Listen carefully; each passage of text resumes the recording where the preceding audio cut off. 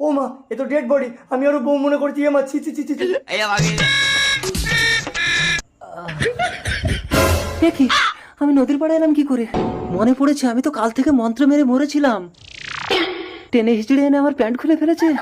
আমার তো ছাল চামড়া খেলিয়ে গেছে, সবাই তো আমাকে দেখলে ভূত ভাববে। ময়দা, এখন আমি শুধু তোমার। না লুচি, তুমি শুধু আমার।